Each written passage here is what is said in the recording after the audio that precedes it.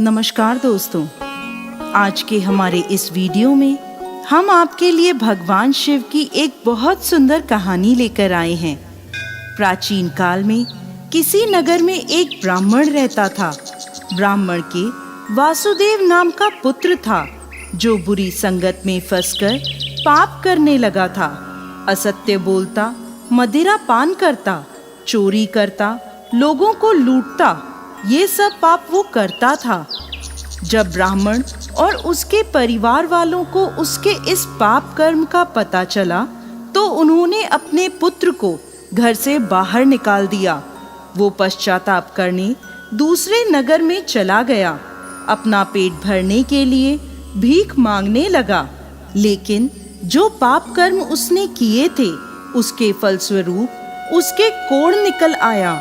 उसके शरीर के अंग गलने और सड़ने लगे। वो अत्यंत दुखी रहने लगा और नदी किनारे एक वृक्ष के नीचे अपनी कुटिया बनाकर उसमें रहने लगा। उसकी इस दशा पर तरस खाकर दया कर लोग उसे वहीं कुटिया में कुछ भिक्षा दे जाते। कोई खाने को दे जाता तो कोई पहनने को वस्त्र आदि दे जाया करता था, जिससे उसका गुजारा होने लगा। वो हर रोज नदी से जल भरकर लाता और कुटिया के पास मिट्टी में दबी एक शिला पर रख देता। ऐसा करते समय कुछ जल उसके मटके से उस शिला पर गिर जाया करता था। ऐसा उसके साथ हर रोज होता। एक बार जब वो नदी से जल भरकर लाया और शिला पर रखा, तभी उसके प्राण निकल गए। उसी समय यमदूत उसे ले जाने लगे। तभी आकाश से एक सुंदर विमान उतरा और उसमें से शिव दूत आए और यमदूतों से बोले, आप लोग इसे नहीं ले जा सकते।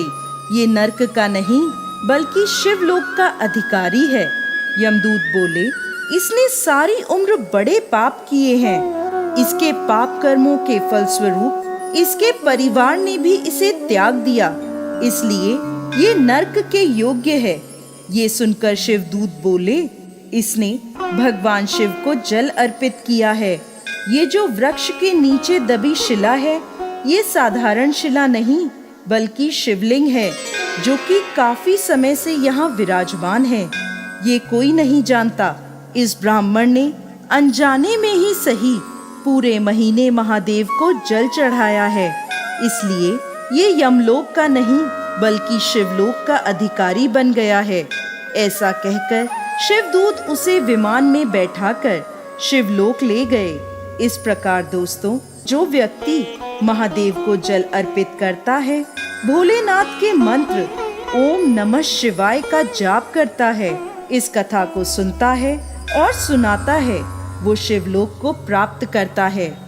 तो दोस्तों, कैसी लगी आपको आज की हमारी भगवान महादेव की ये कहानी? हमें कमेंट बॉक्स में लिखकर जरूर भेजिएगा और साथ ही साथ हमारे इस चैनल को सब्सक्राइब करना ना भूलें।